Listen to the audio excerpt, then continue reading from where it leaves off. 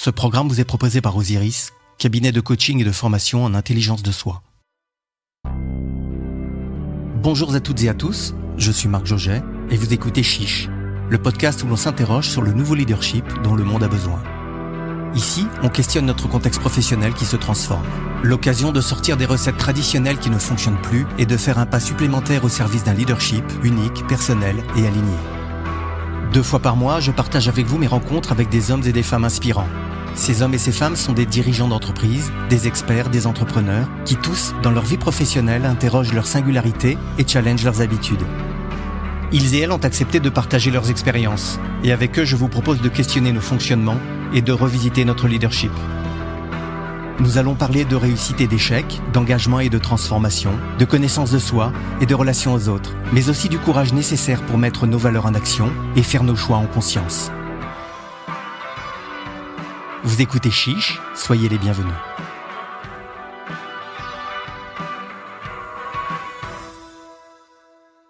Si vous êtes un fidèle de ce podcast, alors vous le savez désormais, je suis très sensible aux lieux dans lesquels on enregistre. Un lieu, c'est une ambiance, c'est une énergie. Et je crois aussi qu'un lieu raconte quelque chose de ceux qui l'habitent. Alors aujourd'hui, encore plus que d'habitude, j'ai envie de commencer l'épisode en vous décrivant l'endroit où nous sommes. Il règne ici une ambiance assez spéciale. Une petite impasse verdoyante, à 2 pas des grands boulevards, dans laquelle se retrouve toute l'histoire du quartier. Un ancien gymnase destiné aux artistes du Moulin Rouge au numéro 3. Au numéro 5, le petit bâtiment sur rue est une ancienne écurie. Le numéro 7 est une ancienne menuiserie transformée en appartement. Au numéro 12, les anciens bains-douches du quartier conservent une pittoresque façade art nouveau. Et au numéro 14, un charmant petit immeuble qui fut un temps un lupanar, comme il y en avait beaucoup dans le quartier. Aujourd'hui, on enregistre donc depuis un endroit parisien plein d'histoires. Et aujourd'hui, c'est justement avec un Parisien plein d'histoires qu'on se retrouve. On est confortablement installé avec Olivier Sibony. Olivier, bonjour. Bonjour Marc. Merci de nous recevoir ici.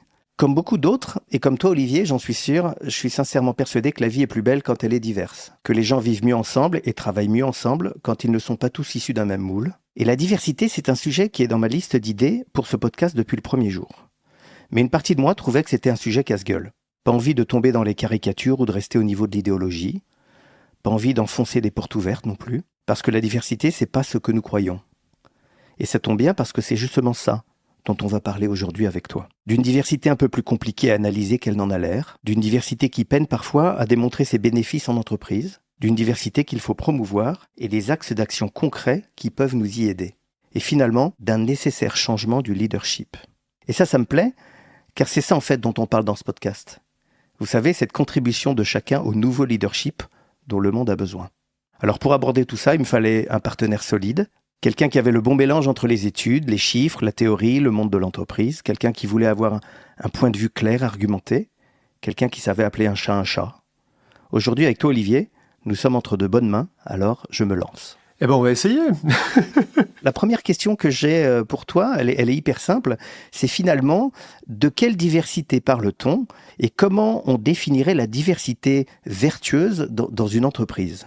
Alors de quelle diversité on parle ? Moi je vais te répondre en te disant comment je suis venu à ce sujet, parce que c'est pas mon sujet principal au départ. Moi je travaille sur la prise de décision et sur les biais cognitifs dans la prise de décision. C'est là-dessus que j'ai écrit plusieurs livres et que j'enseigne depuis une dizaine d'années. Et en fait, je me suis aperçu qu'on m'interrogeait souvent sur les biais cognitifs comme entrave à la diversité. C'est-à-dire que les gens qui venaient me voir ou qui m'appelaient me disaient il me disait la même chose que toi, on est très conscient des bénéfices de la diversité, on voudrait vraiment qu'il y ait plus de diversité dans notre entreprise, d'ailleurs on fait beaucoup d'efforts pour ça, et on sait bien que ce sont les biais cognitifs qui nous en empêchent. Nous avons des stéréotypes sur les femmes, sur les minorités ethniques, etc. Et donc ça nous empêche d'avoir la diversité qui pourtant serait tellement profitable si on parvenait à l'avoir. Aidez-nous donc, venez nous éduquer ou venez nous former à surmonter nos biais cognitifs. Et je trouvais que c'était une question bien intentionnée et intéressante. Et en fait, tout ce que je lisais et tout ce que je voyais me disait que le problème était un petit peu plus compliqué que ça.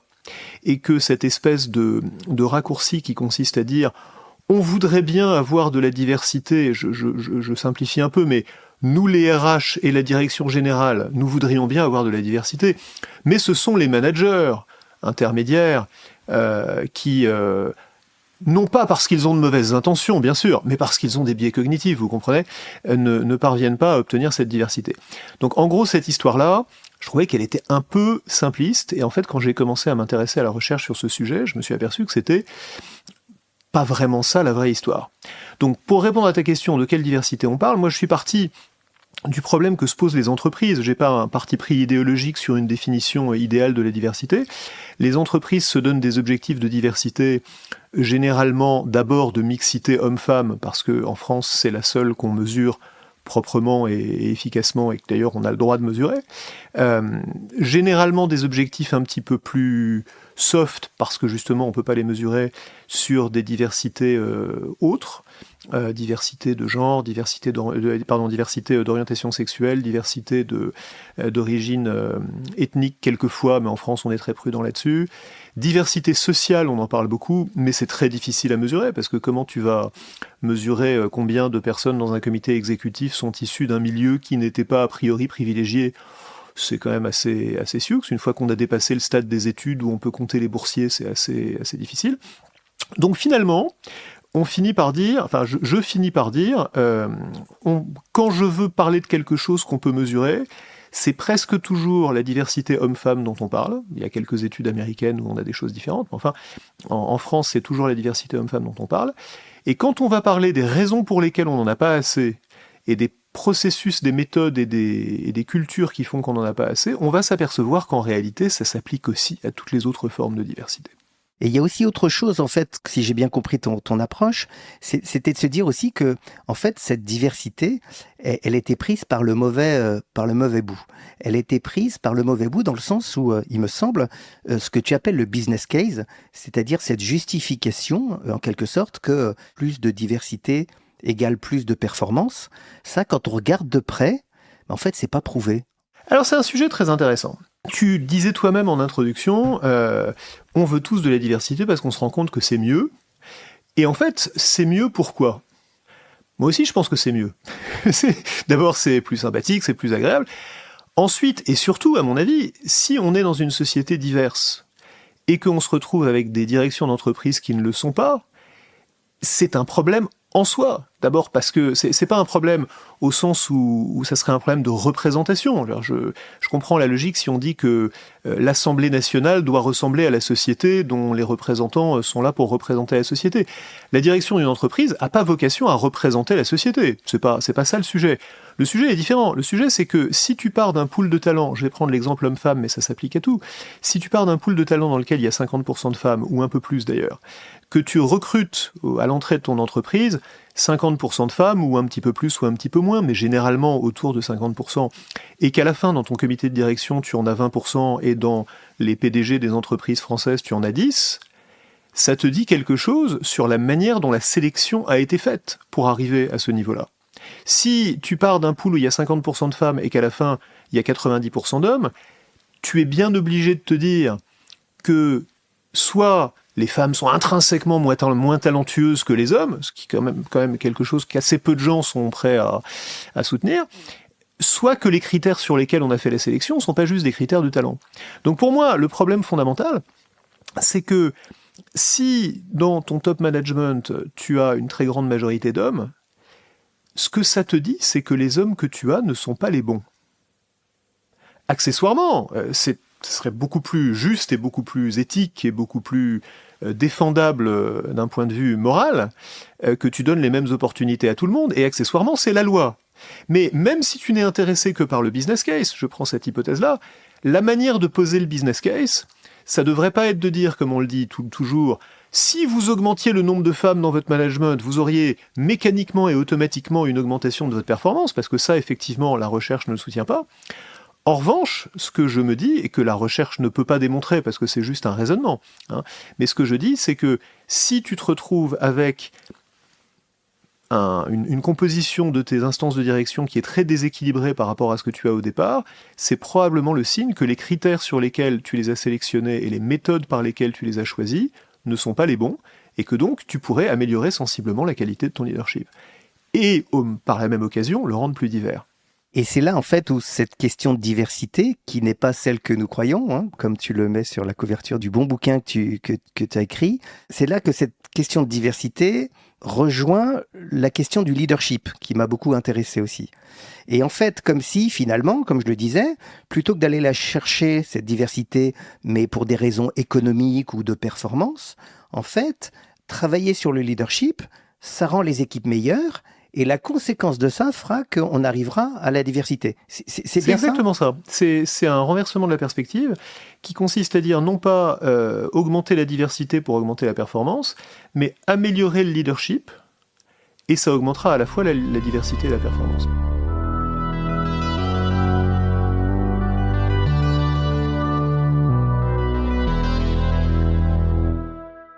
Je reviens un peu en arrière parce que c'est un sujet qui surprend toujours beaucoup de gens. Quand tu disais, contrairement à ce qu'on croit, le fameux business case pour la diversité n'est pas aussi solide qu'on le raconte, parce que c'est quand même quelque chose qui mérite d'être... Ouais, tu peux partager des exemples ou des... Alors, il y a des tas d'études. Il y a eu tellement d'études pour dire que la diversité c'est bon pour la performance que c'est quelque chose qu'il est devenu permis de dire en simplement l'affirmant, en disant mais tout le monde le sait. Je lisais encore il y a 15 jours une tribune d'une quarantaine de grands patrons français qui disaient dans les Échos, tout le monde sait, toutes les études montrent, on n'a même plus besoin de citer nos sources pour dire que la diversité c'est bon pour la performance. Malheureusement ou heureusement, c'est pas vrai. Et toutes les études sérieuses sur le lien entre la diversité et la performance disent non pas que la diversité c'est mauvais pour la performance évidemment, mais que le lien est très difficile à démontrer. Entendons-nous bien sur ce que ça veut dire. D'abord, il y a deux manières de poser la question. Il y a la première, celle dont on parle ici, c'est la performance globale de l'entreprise. L'idée que augmenter, par exemple, le pourcentage de femmes dans un conseil d'administration ou le pourcentage de femmes dans un comité de direction ne va pas avoir une corrélation directe et forte avec la performance de l'entreprise, au fond, n'est pas une idée révolutionnaire. Ça serait le contraire qui serait très surprenant. S'il suffisait d'augmenter le nombre de femmes dans son comité de direction pour augmenter la performance de l'entreprise, eh ben finalement tout le monde l'aurait fait, hein, parce que c'est pas très difficile de changer la composition d'un conseil d'administration, c'est même dans beaucoup de pays obligé par la loi. Donc le fait que ça soit pas vrai n'est pas surprenant. Ce qui devrait nous surprendre, c'est qu'on affirme le contraire à longueur de journée, comme si c'était une évidence. Il y a, parmi les articles que je cite dans le livre, il y en a un du World Economic Forum, qui d'habitude dit des choses à peu près étudiées, qui dit « The business case is now overwhelming ». Donc on t'explique qu'il y a des preuves écrasantes en faveur du business case pour la diversité. En fait, il n'y en a pas. Il n'y en a tout simplement pas. Alors qu'est-ce qu'il y a ? Il y a des tas d'études qui démontrent que dans certaines circonstances, à certaines conditions, et sous certaines conditions de température et de pression, si on peut dire, certains types de diversité favorisent certains outcomes, certains résultats, qui sont présumés positifs. Par exemple, le travail d'équipe, un exemple qui nous vient tous à l'esprit quand on pense à la diversité, sous certaines conditions, le fait d'avoir de la diversité d'idées dans une équipe améliore le fonctionnement des équipes et la qualité de leurs décisions. Ça, on le sait bien, c'est évident, tout le monde en a fait l'expérience. À partir de là, il y a deux questions. D'abord, est-ce que l'impact qu'on a sur une équipe donnée avec un petit peu plus de diversité dans cette équipe va se traduire au niveau de la performance globale de l'entreprise ? Malheureusement, la réponse est non. Il faudrait que ces différents avantages on pourrait dire la même chose sur la motivation, il y a des tas de précurseurs de la performance que la diversité améliore, mais chacun de ces précurseurs n'est pas suffisant pour faire bouger l'aiguille globale de la performance de l'entreprise. Bon, ça ne veut pas dire qu'il ne faut pas le faire. Et ensuite, de quelle diversité est-ce qu'on parle ? Quand on parle par exemple de la diversité dans une équipe, ce qui compte, c'est d'avoir une diversité d'idées, de préférences, de comportements. C'est pas nécessairement d'avoir une diversité ethnique ou une diversité de genre ou une diversité démographique de manière générale. Quand on fait le lien entre les deux, en fait, on est un petit peu soi-même victime d'un stéréotype. Parce que pourquoi est-ce qu'il faudrait qu'une femme ingénieure et un homme ingénieur résolvent un problème technique d'une manière différente ? Je suis pas sûr du tout que ça soit vrai. Je me demande même si on n'est pas en train d'être un petit peu essentialiste quand on dit ça. Donc, tout ça pour dire que Dire que la diversité améliore la performance au niveau global, c'est tout simplement pas vrai. D'ailleurs, je me suis même posé la question de comment est-ce qu'on arrive à faire autant d'études qui disent quelque chose qui n'est pas vrai, parce qu'il y a quand même beaucoup de bonnes études, d'études apparemment solides qui disent ça. C'est en soi un sujet intéressant, c'est un peu une digression, donc je ne l'ai pas mis dans le livre, mais c'est un prochain livre. C'est en soi un sujet intéressant. Et l'autre question, c'est comment est-ce qu'on fait en sorte d'avoir, au niveau micro où on en a besoin, le bon type de diversité qui va produire les bons résultats. Par exemple, la diversité cognitive dans une équipe, ça c'est un sujet intéressant. Oui, il faut en avoir, oui, il faut la créer. Malheureusement, il ne suffit pas d'avoir de la diversité démographique pour la créer, donc il faut se demander comment est-ce qu'on fait, et ça c'est un vrai sujet de leadership.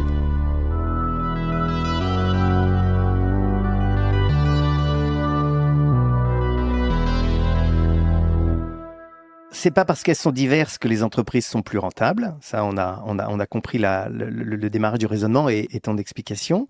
Mais par contre, si elles redéfinissent leur conception du leadership, leurs équipes seront meilleures et à la fin, c'est pour ça qu'elles seront plus diverses.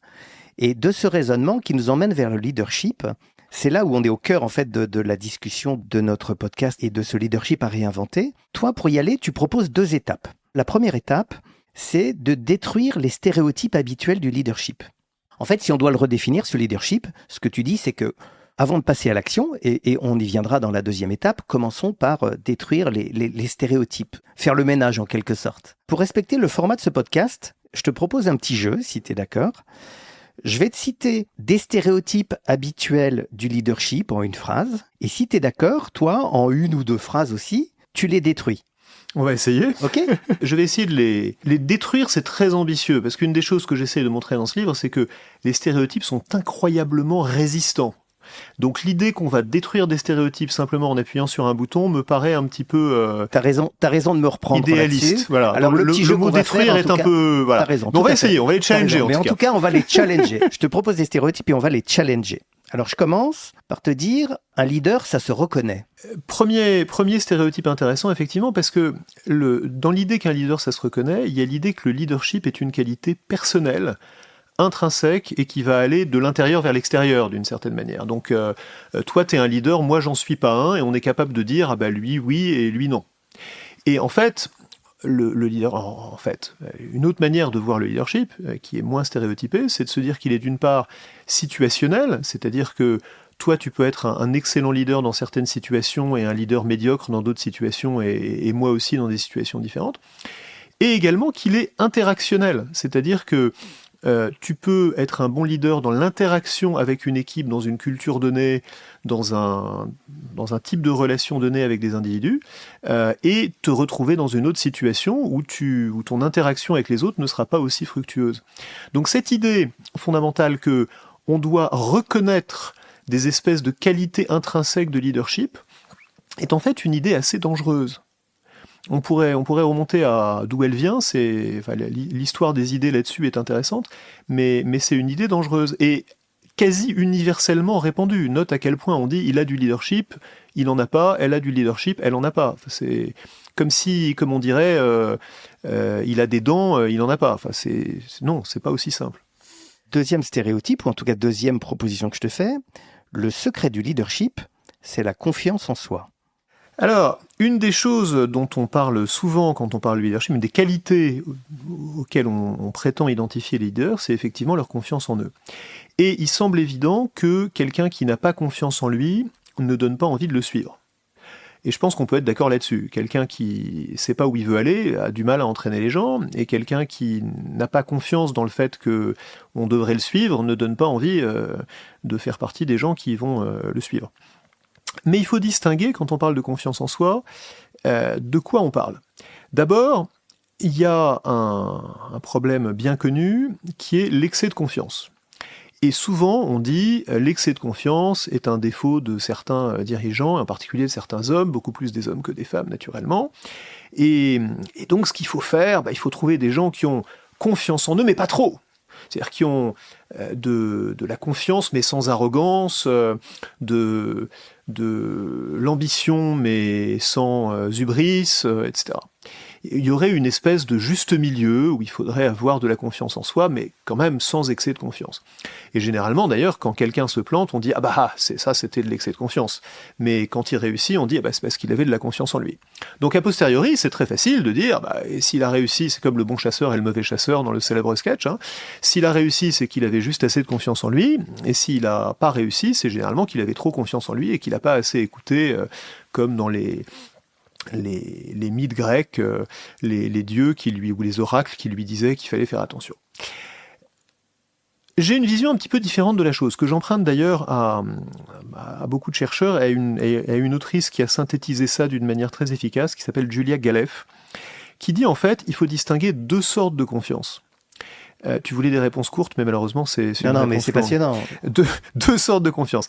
Il y a la confiance en soi ou la confiance sociale, qui est le fait que tu es quelqu'un d'entraînant, quelqu'un qui irradie l'énergie et qu'on a envie de suivre. Et ça, c'est super, on n'en a jamais trop. Et puis, il y a une deuxième sorte de confiance que Galef appelle la confiance épistémique, enfin que la recherche appelle la confiance épistémique, qui est la certitude d'avoir raison. C'est très différent d'avoir confiance en soi et d'avoir confiance dans le fait que ce qu'on croit savoir est vrai. Je peux avoir une grande confiance en moi et être quelqu'un de qui doute, totalement charismatique, et en même temps, si tu me demandes quelle est la probabilité qu'il pleuve aujourd'hui, te dire 40%, mais pas 0, ou 80%, mais pas 100. Être capable de calibrer son degré de confiance dans ce qu'on croit, c'est au fond quelque chose de factuel et de cognitif qui devrait pouvoir se distinguer complètement de notre degré de confiance en nous et de notre capacité d'entraînement.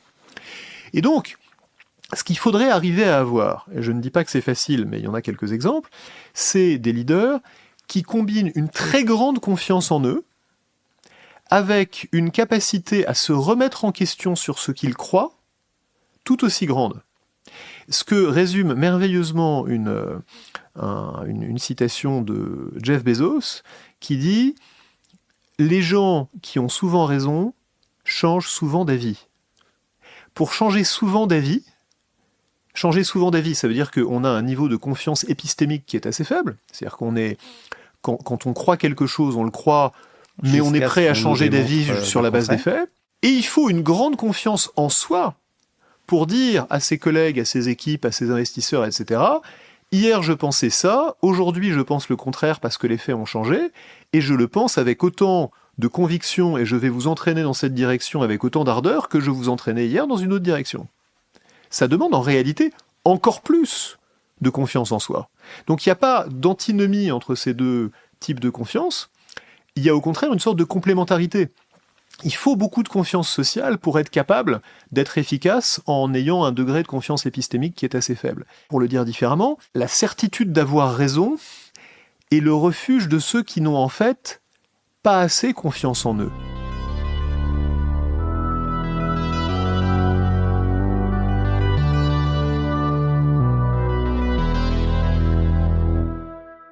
Il y a deux autres approches un peu stéréotypes que je te soumets. La première, c'est sur l'esprit de compétition. Comme si, en fait, finalement, l'esprit de compétition, c'est ce qui permet à un leader d'avancer, d'être meilleur que les autres. Voilà, le leadership, c'est l'esprit de compétition. Oui, alors on fait ici ce qu'en recherche on appelle une erreur de niveau, c'est-à-dire que les entreprises sont en concurrence les unes avec les autres. Donc l'entreprise qui gagne, c'est celle qui va prendre des parts de marché à sa voisine, celle qui va inventer des nouveaux marchés, celle qui va conquérir des nouveaux territoires. La concurrence est sans pitié, et donc on fait une espèce d'homothétie où on dit donc il faut que le dirigeant d'une entreprise soit lui-même quelqu'un d'hyper compétitif, qui va avoir des coudes acérés, comme on dit en anglais, pour jouer des coudes dans l'entreprise et parvenir au sommet en éliminant tous ses rivaux. Et note bien à quel point des tas de choses qu'on considère comme complètement normales, qu'on ne remet pas en question une demi-seconde, donnent corps à ce stéréotype. Par exemple, quand un poste s'ouvre dans la plupart des entreprises, on dit allez-y, faites acte de candidature. Qu'est-ce qu'on récompense en faisant ça ? On récompense, à qui est-ce qu'on fait appel ? On fait appel aux gens d'abord qui ont une très haute idée de leurs compétences, c'est-à-dire qui se croient qualifiés pour le poste suivant, et non pas on ne fait pas appel aux gens qui sont qualifiés, on fait appel aux gens qui pensent être qualifiés. Donc on passe intentionnellement par le filtre de leur excès de confiance justement dans leurs compétences. Et dans le même temps, on fait appel aux gens qui sont heureux de se lancer dans une compétition avec leurs collègues et pour qui le fait d'être en compétition avec leurs collègues n'est pas un inconvénient, au contraire, c'est un plaisir, ça va les motiver. Et enfin, on fait appel par définition à des gens qui s'étaient pas encore qui se sont déjà posé la question. On fait pas appel aux gens qui s'étaient pas encore posé la question, on fait appel aux gens qui, depuis longtemps, voulaient ce poste-là. Donc, on va chercher des gens qui sont compétitifs, qui se surestiment et qui sont ambitieux. C'est intéressant qu'on ait ce stéréotype-là. Est-ce qu'il est absolument nécessaire pour occuper chacun des postes successifs de la hiérarchie qui va te mener jusqu'au sommet d'être compétitif, ambitieux et trop confiant dans ses capacités? Je dis comme ça, je suis pas sûr. Et donc dit comme ça, c'est pas sur cet esprit de compétition qu'il faut miser, en particulier quand on recherche, quand on ouvre un poste, ou en tout cas quand on fait la sélection. Idéalement, il faudrait qu'on ait des gens qui sont extraordinairement compétitifs pour le collectif et qui le sont très très peu pour eux individuellement. Et c'est ce mix-là qui est difficile à trouver. La dernière chose sur le leadership que j'aimerais te soumettre dans ce jeu de ping-pong là d'aller-retour, en plus de la performance, c'est sur son potentiel qu'un leader doit être évalué. Alors ça, c'est à la fois évident et très problématique. C'est évident parce que tout le monde ne va pas devenir PDG. Et a priori, il y a beaucoup de gens qui font bien leur travail. Donc parmi tous les gens qui font bien leur travail, il faut bien que tu aies un moyen de choisir ceux qui vont passer au niveau suivant. Tu peux pas dire que tu vas juste choisir sur la performance, parce que sinon ça voudrait dire que tout le monde est en situation d'échec, que tu as fixé des aspirations de performance qui sont déraisonnables. Donc il faut bien à un moment que tu fasses la différence entre les gens qui travaillent bien et qui vont en rester là, et les gens qui travaillent bien et qui ont le fameux potentiel d'aller plus loin. La question n'est pas de savoir s'il existe quelque chose qui s'appelle le potentiel, parce que si tu définis le potentiel comme étant la prévision d'une performance future, oui, évidemment, tout le monde aura une performance future, et donc il faut pouvoir identifier les gens qui ont la capacité à en avoir une meilleure. Donc, je ne dis pas que le potentiel, ça n'existe pas, c'est un problème de définition. Le potentiel, ce qui est difficile, c'est de l'identifier. Pourquoi ? Parce que, en pratique, dans toutes les entreprises où on évalue le potentiel, c'est-à-dire en fait presque toutes les grandes entreprises vont avoir une mesure de potentiel, en même temps que la mesure de performance. Dans toutes ces entreprises, on a des critères pour évaluer le potentiel qui sont généralement assez subjectifs, assez flous, assez qualitatifs. C'est pas forcément un problème, il y a beaucoup de choses dans la vie qui sont floues et qui sont qualitatives. La question c'est, est-ce que ça marche ? Est-ce que quand on regarde les évaluations de potentiel qui sont faites, elles sont d'une part neutres par rapport à des biais de genre, une question factuelle, et d'autre part, est-ce qu'elles sont exactes en termes de prévision de la performance future ? Si j'ai une bonne évaluation de potentiel, je devrais m'apercevoir que les gens à qui j'ai prêté un potentiel important ont effectivement par la suite une performance supérieure à ceux auxquels j'ai prêté un potentiel médiocre. Sur ces deux choses-là, on s'aperçoit qu'en fait, on a très souvent un problème. Alors, je ne généralise pas, il faut faire l'étude entreprise par entreprise, mais là où on a des études, on voit très souvent, d'une part, que on prête plus de potentiel aux hommes qu'aux femmes, et d'autre part, que les gens à qui on prête plus de potentiel n'ont pas forcément une performance supérieure par la suite. Alors, en dépit du caractère autoréalisateur de la prédiction, puisque évidemment les gens à qui on prête du potentiel sont ceux à qui on va fournir des opportunités. Mais même en tenant compte de ça, on n'a pas toujours la corrélation qu'on voudrait voir. Pourquoi ? Parce que quand on a un jugement subjectif à faire, on va très souvent le faire par une sorte d'analogie. La question que je me pose quand je demande est-ce que Jean a du potentiel ou est-ce que Marie a du potentiel, c'est est-ce que Jean et Marie ressemblent à l'idée que je me fais du leader qu'on leur demandera d'être dans le poste suivant. Plus je vais m'élever dans la hiérarchie, et plus le leader qu'on leur demandera d'être dans le poste suivant est aujourd'hui un homme. Homme qui a par ailleurs les caractéristiques dont on a parlé jusqu'à maintenant. Un homme qui a beaucoup, voire trop de confiance en lui, un homme qui est compétitif, qui a du charisme, un homme qui est perçu comme ayant cette chose étrange qu'on appelle du charisme. Bref, plus on va s'élever dans la hiérarchie, et plus ça va être difficile pour Marie de ressembler à ce stéréotype, et plus facile pour Jean de s'y conformer. Donc, par cette espèce de jugement subjectif d'une chose qui s'appelle le potentiel, on va en fait reproduire le stéréotype du leadership dont tu as décrit certaines des caractéristiques. CQFD, c'est-à-dire qu'en fait là, dans cette première étape vers plus de diversité, on a en tout cas mis le doigt sur de très grosses limites sur ces stéréotypes de leadership. Et si je peux me permettre de t'interrompre une seconde, on a mis le doigt sur des stéréotypes du leadership, pas sur des stéréotypes sur les hommes et les femmes. Une des choses qui m'a étonné quand je faisais ce travail, c'est que on me disait toujours il faut déconstruire les stéréotypes sur les femmes et sur les hommes, etc., qui commencent à la petite école, où dès la petite école, on donne plus la parole aux garçons qu'aux filles, on dirige les filles vers des choses plus soft et les garçons vers des choses plus hard, on oriente les filles, même quand elles sont bonnes en maths, vers d'autres filières, et on oriente les garçons vers des filières scientifiques, etc. Et donc, sous-entendu, une fois que la société, et en particulier l'école, auront résolu tous ces problèmes, ce qui va bien prendre une bonne génération de plus, mais que voulez-vous, il faut être patient, peut-être qu'on arrivera à avoir des femmes dans le top management des entreprises. Alors c'est un discours qui a le grand mérite de dédouaner les entreprises de leurs responsabilités, mais il y a juste un petit problème, c'est que quand on regarde la société aujourd'hui, les entreprises sont une exception. Les entreprises sont complètement décrochées par rapport au reste de la société. Je te disais tout à l'heure qu'on a 10% de femmes parmi les PDG. On en a entre 20 et 30 dans les comités de direction, et encore, c'est parce qu'on est en train, heureusement, de fixer des objectifs par la loi. On en a 40 ou 50% dans les derniers gouvernements, généralement 50, aujourd'hui 42, mais on reviendra très rapidement à 50 parce que c'était devenu une espèce de norme. On en a à peu près 37% de mémoire au Parlement, milieu dont on nous répète à juste titre qu'il est relativement machiste quand même. On en a plus de 50% parmi les médecins, on en a plus de 60% parmi les juges dans les niveaux les plus élevés de juridiction, à la Cour de cassation, dans les cours d'appel. Je ne parle pas des juges débutants qui sont effectivement à 70 ou 80% des femmes. Donc, partout dans la société, les femmes ont pris une place beaucoup plus importante qu'autrefois. Si c'était les stéréotypes sur les femmes en général qui les empêchaient d'accéder à des positions de pouvoir, elles ne seraient pas juges, elles ne seraient pas ministres, elles ne seraient pas députées, elles ne seraient pas présidentes de région. Un tiers des présidents de région sont des femmes. Donc visiblement, il y a un autre problème. Si les entreprises ont un problème spécifique, le problème doit avoir une cause spécifique aux entreprises. Et c'est pour ça que je crois que la cause, ce sont ces stéréotypes dont nous parlons maintenant, les stéréotypes du leadership des entreprises, ou des grandes organisations en général, du leadership des entreprises, pas des stéréotypes généraux sur les hommes et sur les femmes.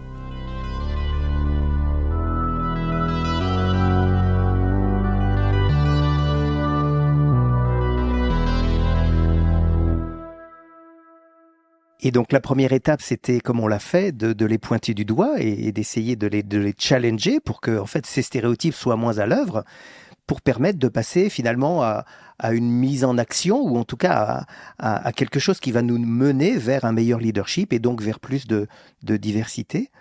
Et donc, dans ton livre, tu proposes 5 pistes très, très, très concrètes. Je laisserai les auditeurs lire ton livre pour découvrir toutes ces pistes, mais il y en a une que j'aimerais bien aborder ici avec toi, et c'est en fait la proposition d'action concrète que tu fais au service de la diversité, qui est de miser à fond sur l'autonomie des équipes. Tu dis rendre les équipes intelligentes. Alors ma question, elle est très simple, c'est finalement comment on rend les équipes intelligentes et en quoi ça va servir la diversité? Alors c'est plutôt... Je sais pas si le fait de rendre les équipes intelligentes va servir la diversité ou si la diversité va servir à rendre les équipes intelligentes. Je crois que c'est les deux.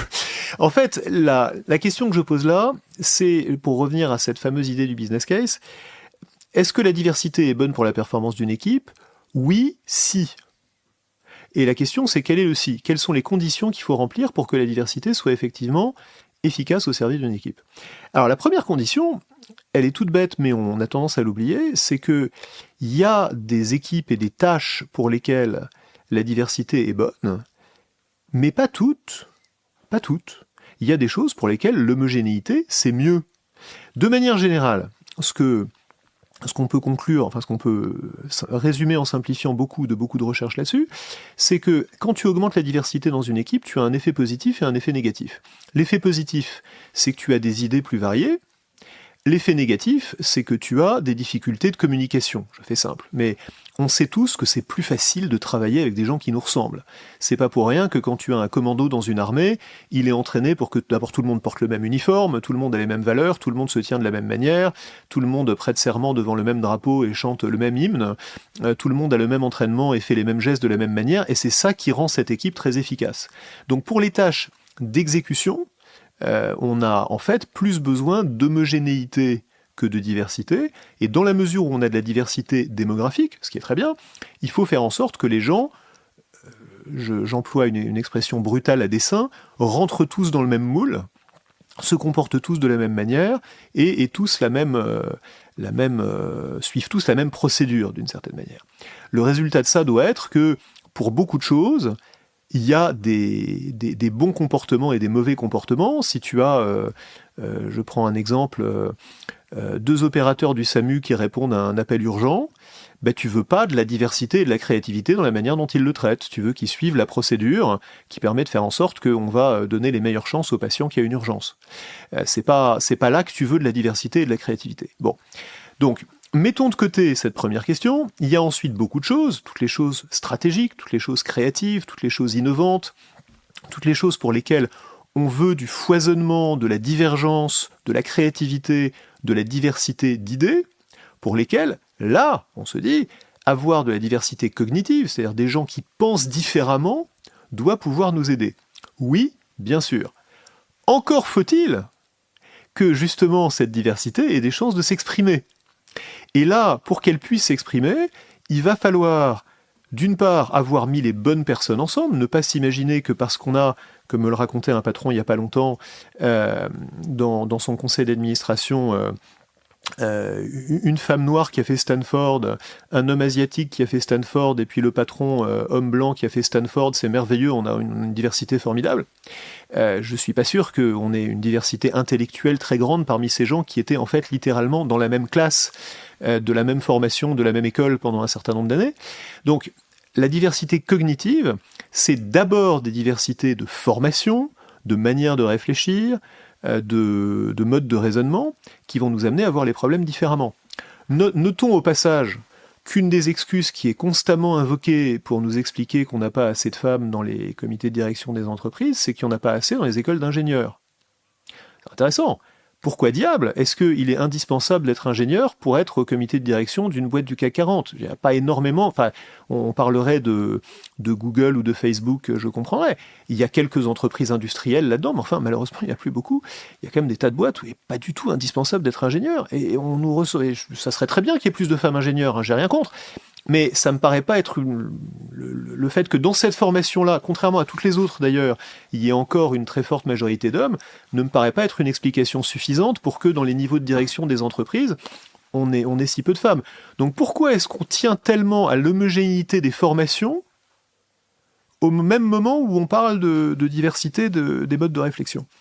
Donc, pour avoir la diversité, on va essayer de promouvoir la diversité cognitive, ce qui veut dire la diversité des formations, la diversité des modes de raisonnement.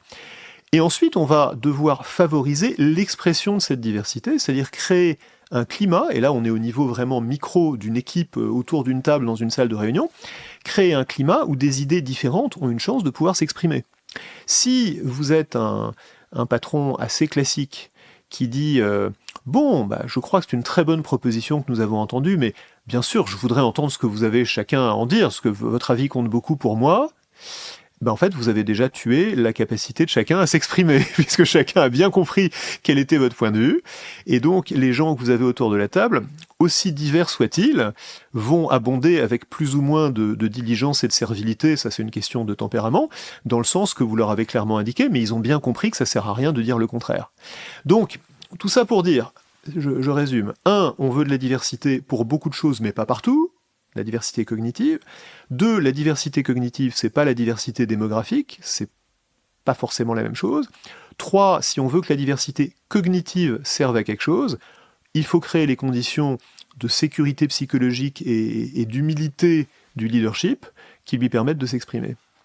Et c'est là, j'ai l'impression que je fais le lien, en tout cas, avec une deuxième notion, une autre notion, en tout cas une autre action que tu proposes pour faire avancer ou redéfinir le leadership. C'est la notion d'organisation flexible. En fait, c'est d'affirmer aussi que, et peut-être ton exemple en était un, ou corrige-moi si je l'ai mal entendu, mais en tout cas, c'est d'affirmer le fait que ce sont certaines rigidités des organisations qui aussi pénalisent la diversité. Un des facteurs effectivement qui pénalise la diversité, c'est la manière dont on choisit les leaders dans une organisation qui est conçue pour être rigide. Alors je m'explique. Je prends l'exemple d'une étude faite par Claudia Goldin, l'économiste qui a reçu le prix Nobel il y a quelques années pour ses travaux justement, notamment sur la diversité, qui montre que une interruption de carrière d'une certaine durée qui représente, disons, 10% de la durée totale de ta carrière, va te coûter en termes de revenus beaucoup plus que 10% de ton revenu. C'est-à-dire qu'en fait, économiquement, les entreprises récompensent non pas le travail, mais la continuité de ce travail, d'une part. Et d'autre part, dans beaucoup d'organisations, et en particulier au sommet des organisations, les entreprises récompensent, on le mesure de la même manière économique, l'intensité du travail et sa flexibilité. L'exemple classique de ça, c'est le cabinet d'avocats, où tu as des avocats et des avocates. Entre celui qui va facturer 60 heures par semaine et celui qui va en facturer 30, il n'y a pas un écart de 1 à 2 de leur rémunération, il y a un écart beaucoup plus important parce que c'est celui qui en facture 60 qui va être promu partner et qui va être élu partner, et celui qui en facture 30 qui ne va pas l'être. Et celui qui en facture 60, il en facture 60 parce qu'il a la capacité, dans les semaines où il peut en facturer 120 à travailler 120 heures, et dans les semaines où il en travaille 12 à en travailler 12, alors que celle qui en facture 30, elle a peut-être pas la capacité à monter en régime de manière aussi flexible parce qu'elle a d'autres contraintes. Tant qu'on a des organisations qui récompensent la continuité du travail, c'est-à-dire l'absence d'interruption, et l'intensité ou la flexibilité pour faire varier l'intensité du travail sur les jours, sur les semaines, sur les mois de l'année, plus que leur qualité et leur quantité, on aura des organisations qui récompensent un certain type de leader. Ce type de leader, c'est celui qui est all-in, qui est complètement flexible. Je te donne un exemple français pour contraster avec les cabinets d'avocats. Il y a quelques jours, j'écoutais un podcast, parce que j'écoute beaucoup de podcasts, où un grand patron du CAC 40, que je ne citerai pas parce que il est admirable à beaucoup d'égards et c'est pas la critique ne le vise pas en particulier, racontait sa vie. On lui demandait alors comment c'est d'être un patron du CAC 40, et ce patron disait dans l'introduction du podcast: nous sommes très très engagés en faveur de la promotion des femmes, nous en sommes déjà à X%, j'ai oublié le chiffre, qui est en forte augmentation par rapport à ce qu'on avait avant, et on tient beaucoup à la méritocratie comme un critère absolu de promotion des femmes. Donc voilà quelqu'un qui visiblement a les bonnes intentions. Et quand on lui demande de raconter sa vie de patron, dans les 6 premières minutes du podcast, littéralement, dans les 6 premières minutes, il aura réussi à nous dire qu'il voyage, qu'il se lève tous les matins à 5h30 pour regarder ses emails, qu'il voyage 15 jours par mois depuis qu'il est tout jeune, et qu'heureusement, il a une femme merveilleuse qui a sacrifié sa carrière pour élever les enfants et pour lui permettre d'avoir ce travail très exigeant de PDG.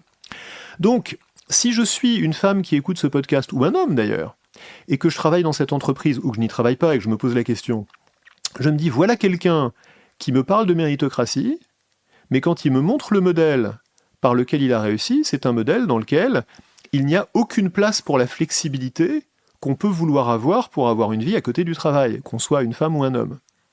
C'est ce message-là, en fait, et cette réalité-là, parce que le message, je pense, est d'une grande sincérité, qui pose problème.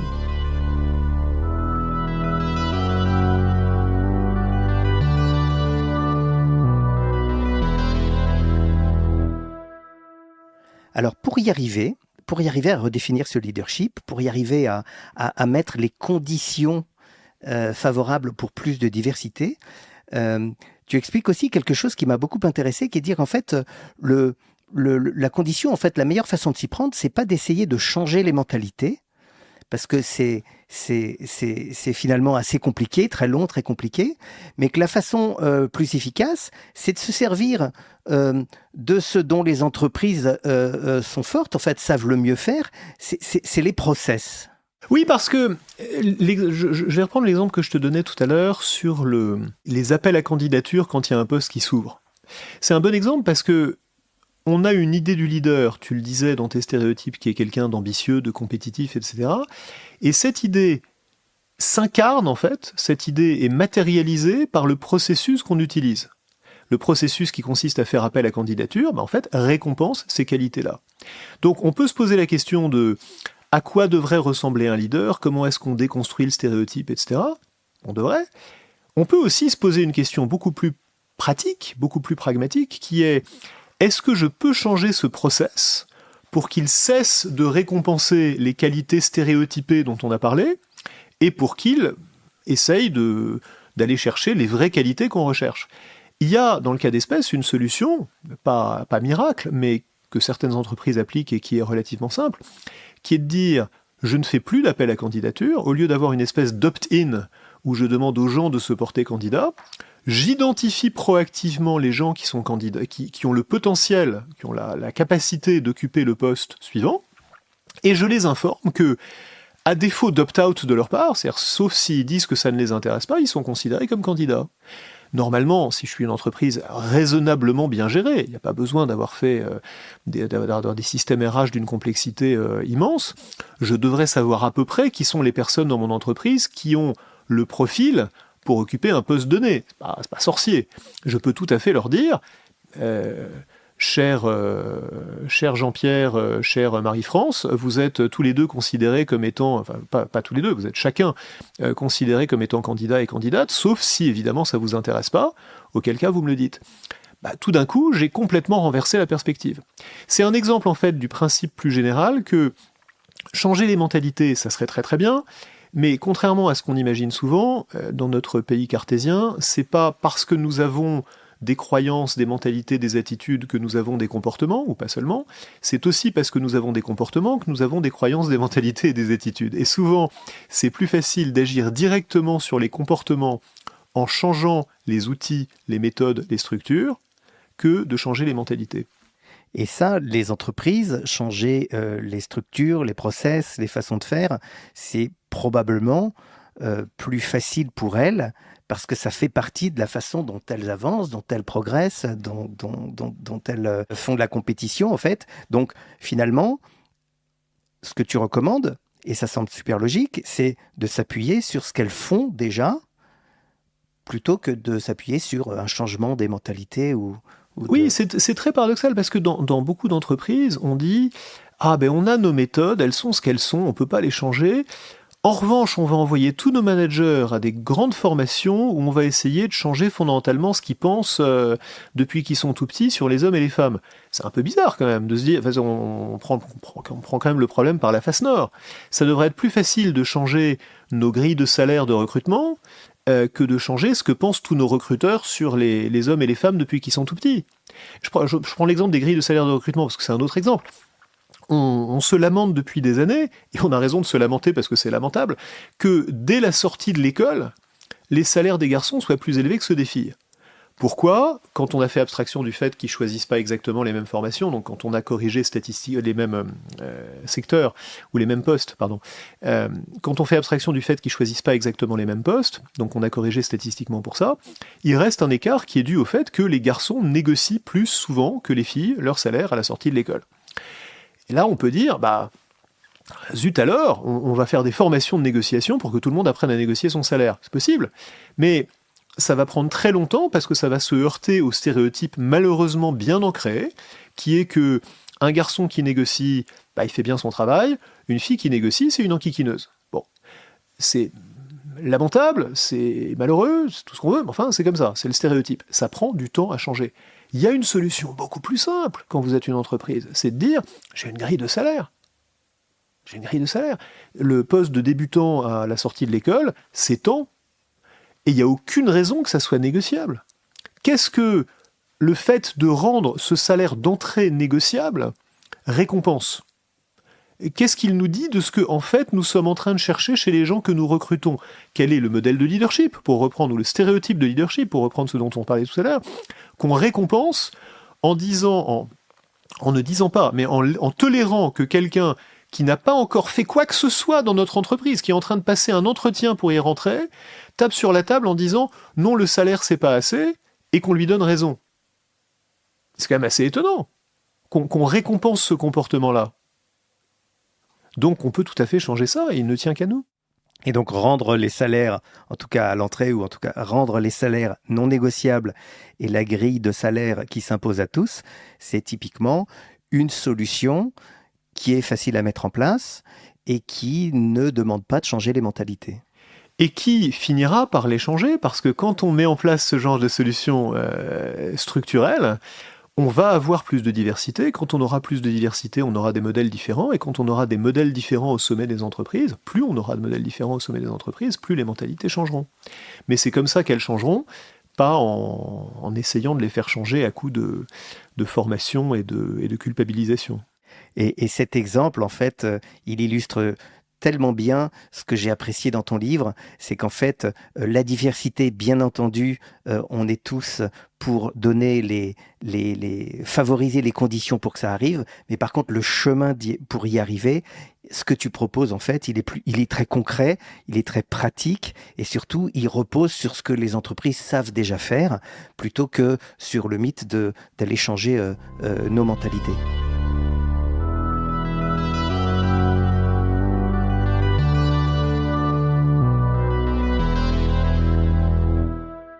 On arrive à la fin de cet épisode de Chiche, et traditionnellement, c'est le moment où je reprends notre conversation, et j'essaie de reprendre ce que tu as partagé avec mes mots. Une façon forcément subjective de reprendre ta pensée, telle que je l'ai reçue durant notre entretien, ma façon aussi de te restituer cet échange passionnant. En conversant avec toi, j'ai retenu plusieurs choses. Un premier élément que je retiens dans notre conversation, c'est que cet enjeu de diversité, il est parti sur une fausse promesse et que c'est probablement pour ça qu'il est remis en cause par certains aujourd'hui. Prétendre que la diversité rendra les entreprises plus performantes, c'est une fausse promesse. En fait, tu expliques que cet argument économique n'apporte pas de preuve irréfutable de son efficacité et tu nous dis qu'essayer de démontrer les bénéfices économiques de la diversité ne suffit pas, ne fonctionne pas et que ça peut même s'avérer contre-productif. Il y a une deuxième chose que je retiens de notre conversation et que j'aime particulièrement dans ton raisonnement, c'est que c'est une nouvelle façon d'aborder le problème, pour moi en tout cas. C'est que la diversité ne doit pas être prise comme l'objectif à atteindre coûte que coûte. La diversité arrivera comme la conséquence heureuse, bienvenue, souhaitée en tout cas, de changements plus concrets à mettre en place sur tout le reste. Ce n'est pas parce que les entreprises seront plus diverses qu'elles deviendront plus rentables, mais encore une fois, si elles redéfinissent la conception du leadership, alors c'est pour ça que les conditions de la diversité seront plus faciles à mettre en place. En fait, ce que tu dis, c'est que l'absence de diversité, c'est pas la maladie, mais c'est le symptôme. Et enfin, j'entends dans notre conversation que tu nous dis que pour réussir à sortir de l'impasse actuelle, le levier d'action prioritaire, c'est pas de changer les mentalités, car ça c'est compliqué. Pour réussir, le levier à actionner, c'est celui, encore une fois, que les organisations, les entreprises maîtrisent le mieux. Ce sont les méthodes, les routines, les habitudes, ce que tu appelles les process. C'est exactement ça, je ne l'aurais pas résumé mieux moi-même. J'ajoute juste un point en réaction à ton premier commentaire sur le business case. Tu disais, et c'est pour ça qu'il y a un backlash aujourd'hui. Entendons-nous bien, je ne crois pas que c'est pour ça qu'il y a un backlash aujourd'hui. Le backlash, il vient aux États-Unis de gens qui sont mal intentionnés, qui sont contre la diversité. Donc, ce que j'essaye de dire, c'est que quand on utilise des arguments qui sont fragiles, qui sont faibles et qui, dans certains cas, sont faux, on donne des armes à des gens qui sont mal intentionnés et qui sont les adversaires de la diversité. C'est une erreur tactique. C'est jamais une bonne idée tactiquement d'utiliser des arguments qui sont faux. Ils finissent toujours par se retourner contre nous. Donc, c'est pas... je voudrais pas donner l'impression que je pense que c'est parce qu'il y a des déçus de la performance qui ont vraiment essayé d'augmenter leur performance et qui se rendent compte que ça marche pas, que finalement il y a un backlash anti-diversité. Non, il y a un backlash anti-diversité qui est réellement mal intentionné, entendons-nous bien. On n'est pas obligé de lui fournir des arguments. Écoute, c'était une précision hyper importante et en fait finalement ce que je peux dire peut-être c'est que en tout cas une partie de moi aurait envie de dire que finalement la diversité, pourquoi nécessite-t-elle une justification économique ? Et en fait, la vraie question de la diversité devrait peut-être être ailleurs, sur un plan éthique ou sur un plan... Mais en tout cas, bon, ça c'est une autre discussion que je serais super heureux d'avoir mais c'est la discussion de fond. Hein. La chose la plus étonnante dans cette histoire de business case, c'est pourquoi diable est-ce qu'on en a besoin ? Quand tu dis... que tu vas essayer de réduire le nombre d'accidents du travail dans ton entreprise parce que tu veux pas qu'il y ait des gens qui meurent dans ton usine, tu dis pas puis d'ailleurs ça réduira les coûts. Tu dis on va essayer de faire en sorte qu'il n'y ait pas des gens qui meurent dans l'usine parce que c'est pas bien qu'il y ait des gens qui meurent dans l'usine. On n'a pas besoin d'un argument économique qui serait parfaitement juste. C'est vrai, il vaut mieux, toutes choses égales par ailleurs, ça coûtera moins cher s'il n'y a pas des gens qui meurent dans l'usine, hein, parce que ça réduira les frais d'assurance et ainsi de suite. Mais enfin, c'est grand Dieu, c'est pas pour ça qu'on le fait, quoi. Donc, pourquoi est-ce qu'on a besoin de cet argument ? C'est une bonne question. Voilà, on termine avec cette question. Merci beaucoup Olivier pour cette conversation. Marc, c'est un grand plaisir. Pour ton expertise et merci pour ton point de vue. J'encourage tout le monde à se procurer. La diversité n'est pas ce que vous croyez. C'est un super bouquin que j'ai adoré. Et puis à bientôt alors. Merci, à bientôt. J'espère que cet épisode vous a plu, inspiré et fait réfléchir. Si c'est le cas, partagez-le, laissez un commentaire et je compte sur vous pour les 5 étoiles sur votre plateforme d'écoute préférée. Pour me suggérer des invités ou me faire part de vos retours, contactez-moi sur LinkedIn via Marc Joget ou par email à l'adresse chiche@marcjoget.com. À très bientôt pour un nouvel épisode de Chiche.